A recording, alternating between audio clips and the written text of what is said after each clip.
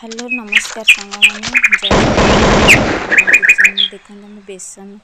तो मो झी मन कला आज बुट डाली खावाई तो कहला ना बुट डाली खाइले भल लगे तो आम बुटर गोटे नुआ आइटम तैयारी करवा ता माँ कहला कौन तैयारी करवा ना बुट बरा तरकारी करवा बुट को ग्राइंडिंग करके टे जीरा टे पकईकी लुण पकईकी लंका पकई ग्राइंडिंग करदेला ग्राइंडिंग करके बुट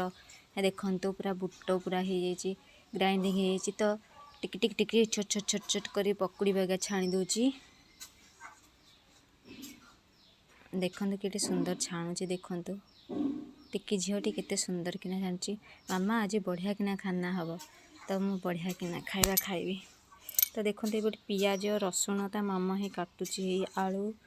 पियाज रसुण टमाटो सब काटिकी रखुची मसला रेडी कर रखुची तापरे हब तरकारी हब